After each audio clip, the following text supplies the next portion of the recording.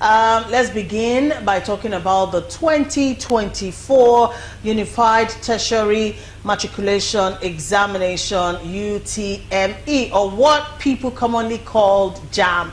All right, for the year 2024, according to reports, 76% of the 1.8 million candidates who sat for this examination scored below 200. It shows that just 24% of the 1.8 million candidates whose results have been released actually scored above half mark, which is 200. Now, the outcome, according to the disclosure made yesterday, Monday, during a press briefing at the Joint Admissions and Matriculation Board headquarters in Abuja, the registrar for JAM, Ishak Oloyede, revealed that more than 1.94 million candidates registered and participated in the just concluded examination across 118 towns and over 700 centers nationwide.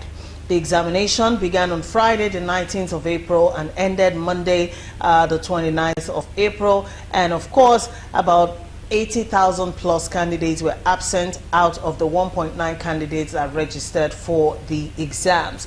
But then what people are talking about majorly on social media is the mass failure at this particular examination. 76%, I beg your pardon, 76% of the total number of candidates failed, because when you score below 200, it's usually seen as, you know, a not so good report, even though the cutoff point has been pegged at 140 for this particular exam. Of course, there was a lot of outcry when the board announced the cutoff mark, you know, earlier in the year. 140 for a lot of people is not good at all, you know, 140 over 400.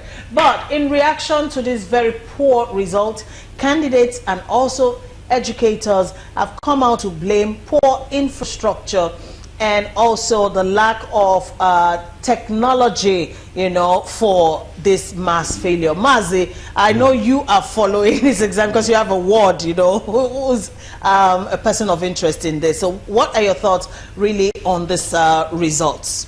Yeah, I also thank you for having me once again. You're welcome. I express regret because my nephew that has been with me, he sat for JAM last year and he scored 219, and he was given admission to study business education, music. I considered it not a good course for him, so I decided to enroll him back again so that he'll be able to have a higher score. And unfortunately, he couldn't write the JAM this year. That was why I rushed him to encourage him, but unfortunately, he couldn't write the exam because I think that was a muddled up. His first date for examination was supposed to be on 23rd. Little did he know that JAM changed his own day to be on the, I think, on the 19th. So he missed it. Yeah, so and he couldn't, that boy has wept out his eyes. Now, coming to your question, it's a clear indication that there's a systematic failure in our education. The decay in education, we have been shouting on this time and again. Again, you also blame the candidate for lack of preparedness.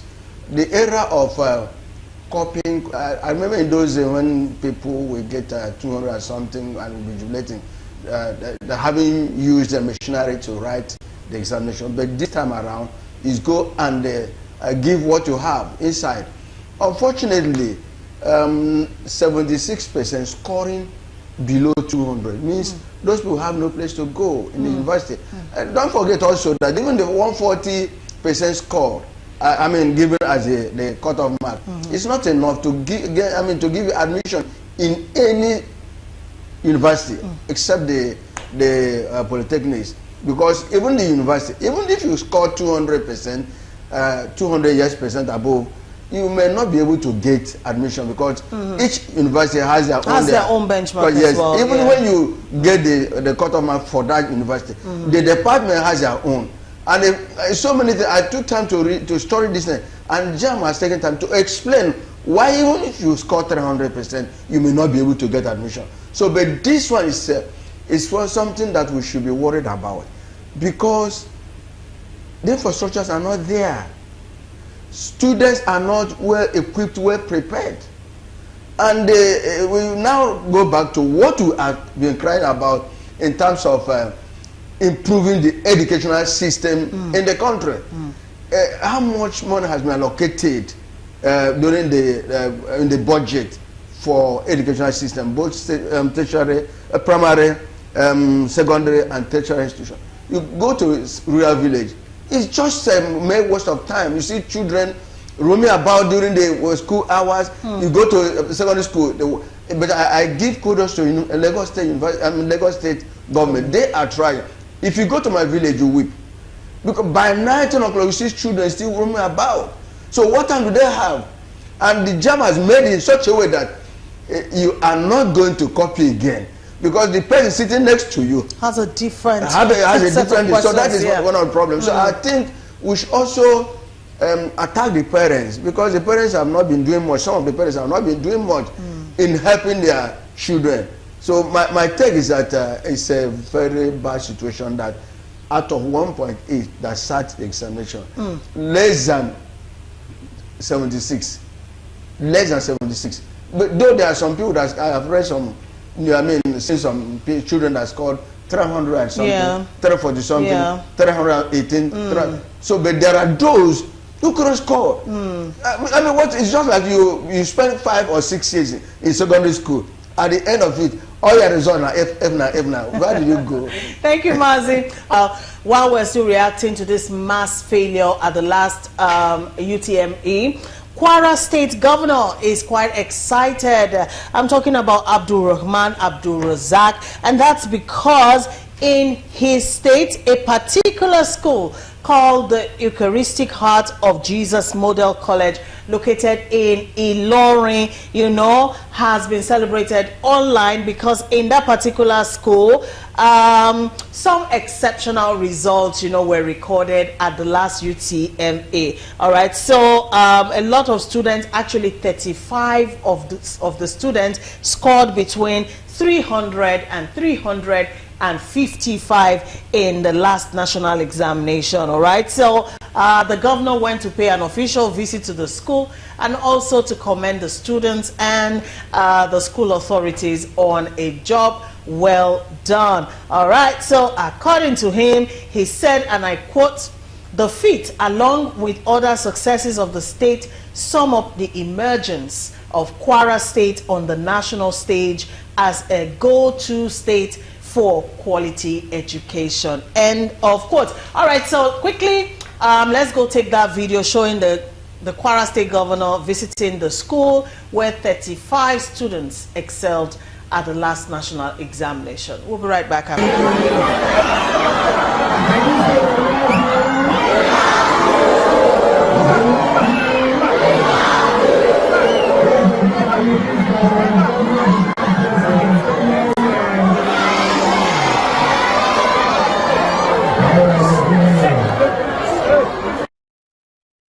Excited Kwara State Governor there, commending the school Eucharistic Heart of Jesus Model College in Ilorin for a job well done. Well, the school recorded 35 exceptional results. We have a photo of those students. All right, maybe we can roll that. 35 students from that one school out of just a little over 8,000 students who crossed the 300 mark at the last jam. I mean, it's something obviously to celebrate. Anyways, my second analyst has joined us at the table. Well, permit me to welcome properly to the table brand analyst, seasoned journalist, and public affairs analyst, Chief Goddy the Great of Force. Good afternoon to you, sir. Welcome to the show. Good afternoon, Patience. It's nice to be here. Nice I'm to have sorry, viewers, I came a bit late. I think we have a very beautiful and interesting topic that we are discussing. Yes. The government is nice. It's good that you appreciate those who are doing well.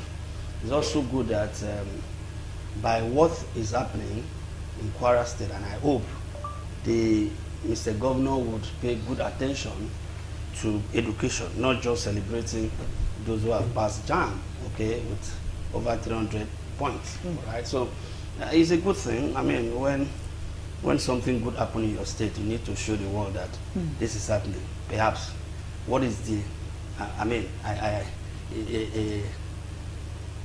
what is the government contribution to those successes? Can he give us a percentage of his contribution to the successes to that particular school? In terms of? In terms of his investment in education, okay. In terms of the quality of teachers recruited. Is that school a government school or a private school or a missionary school? All right, so since you have preempted my next question, let me just put it forward. I had that in mind. Yeah, let me just put it forward. Now, the candidates and also a lot of the educators are blaming government actually for this poor or mass failure. According to them, the poor infrastructure, and that has to do with, you know, all the rudiments needed in the education sector, and also the lack of technology, you know, deployed in this examination, according to them, is responsible for the mass failure. So would you also put the blame at the doorstep of the government, or would you say it is because of lack of preparedness on the part of the students? You know, JAM is an examination exercise that actually have candidates who are not students. So you need to understand that. Now they have all passed out of SS3, so they are home. So they are expected to learn on their own. Because when they were teaching you in school, they didn't teach you how to write JAM. Now, is the government responsible? I mean, partly. All right, partly. We have seen the kind of lip service the government, from federal to state to local government, have paid to education. Now, if, for instance, if we find out that these students are students of public schools, all right? Now, or, for instance, if we do a small research and find out that the numbers of students that has 300 points and above are from public school, the government could take credit and say, oh, we are doing well, even better than private school, who have focus, who have small area of concentration that they need to put on, unlike government that have roads, have education, have health, have everything. So if you are private sector, have a school, you put all your eggs in one basket, unlike government that will spray safety. So when you look at those who are, I mean, scoring this JAM with high points, find out that most of them are from private school. They are not from public school, because the public school education has been watered down by lack of investment in technology, in remuneration of teachers, because you need to attract the best hands. You need to attract the best hands, because the best hands now are going to private schools. Private schools, I don't want to mention names.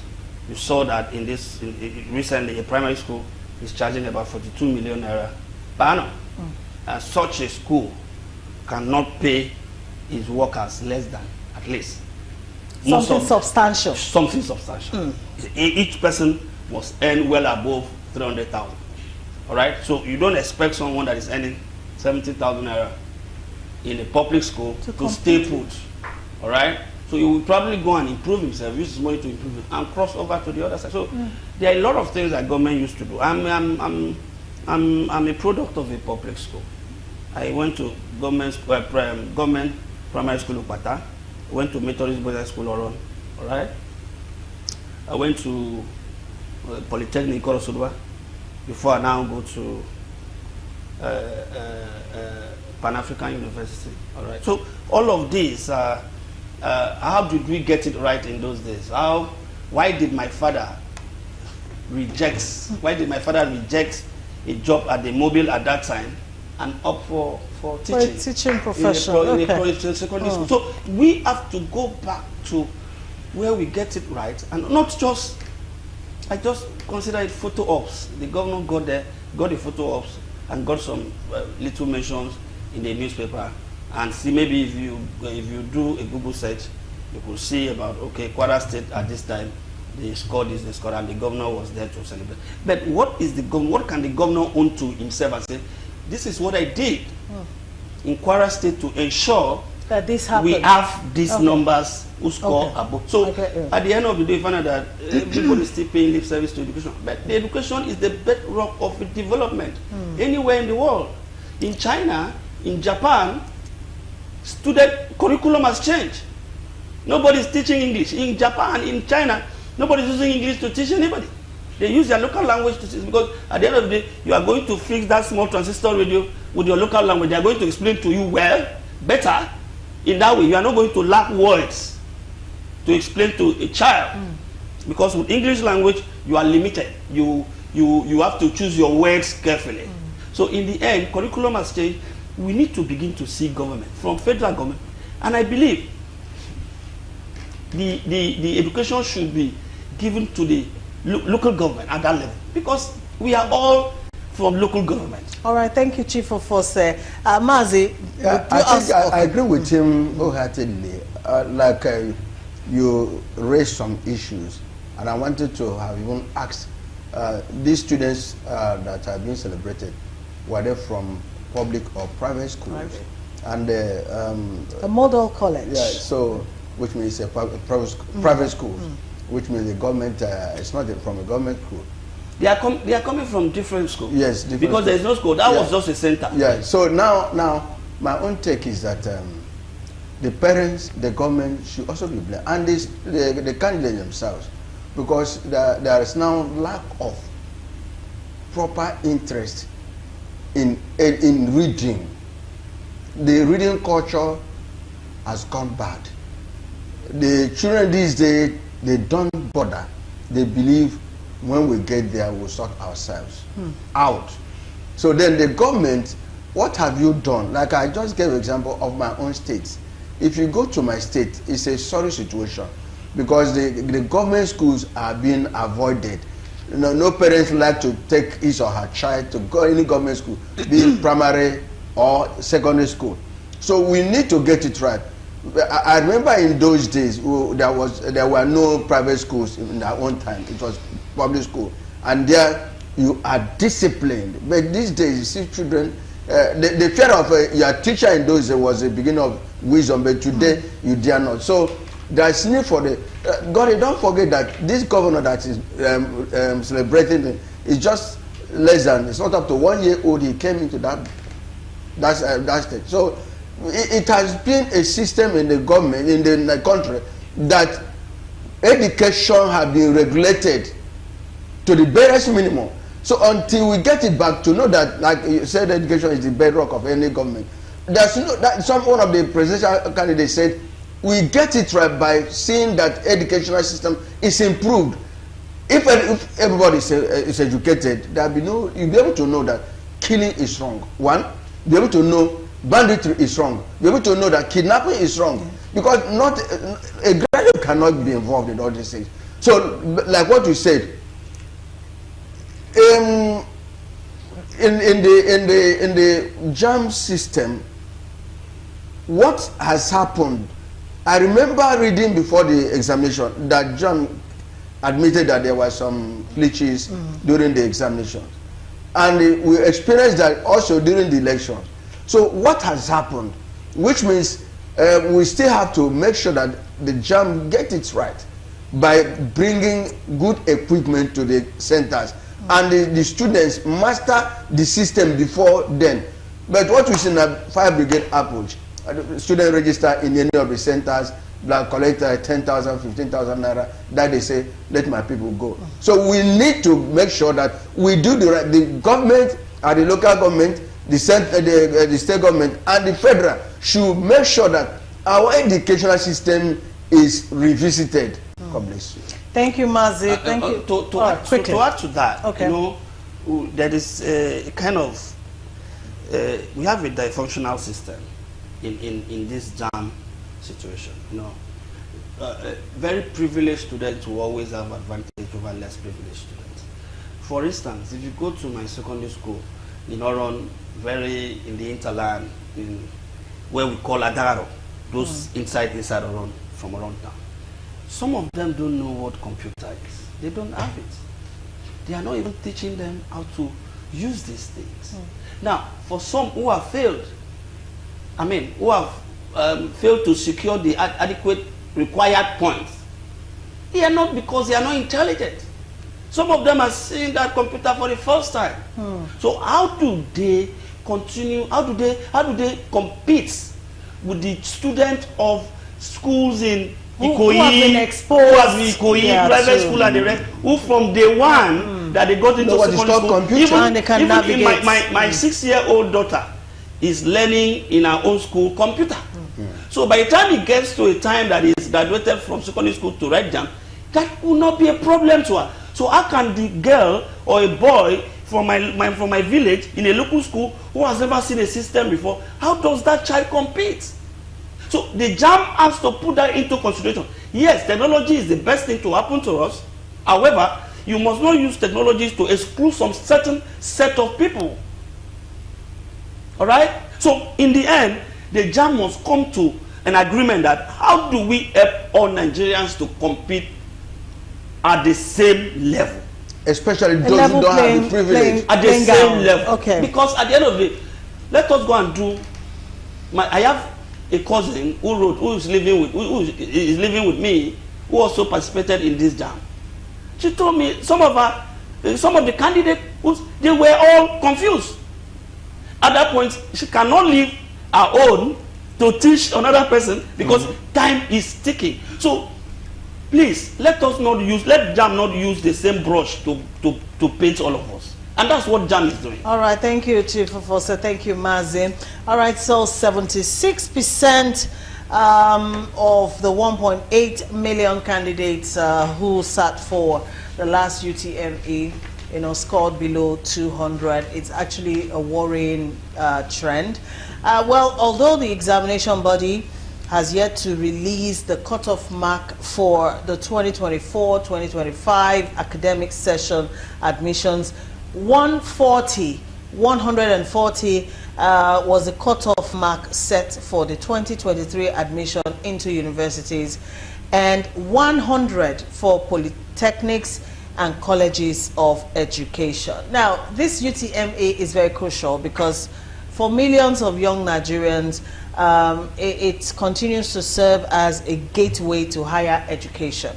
The results from this examination is a key determinant of whether or not you as a candidate can, be admitted into the university or not, which is why it is a worrisome trend that for the majority of Nigerians, they cannot even go above the half mark.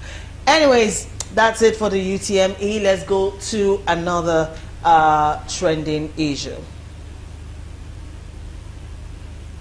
Someone here is reacting to the JAM story, says they should rewrite it, but they can go for handwork. Okay, so he's talking about those who didn't make the JAM. While you're waiting to retake the examination, go learn a skill. I think that's what this I think somebody this also suggested, suggested to my word, that instead of you to wait between now and another next time, 1 year, go and learn a skill. Learn a skill while you're preparing. One lady gave a testimony. He said that my son, that is now ASP, confirmed ASP, during the time he was waiting for his JAM, writing his JAM, that he went to learn how to bow. And after that, he repeated the JAM and passed. Today is confirmed ASP. So I think that's it for us to encourage. Okay. Thank you, Mazi. Thank you for that contribution. All right.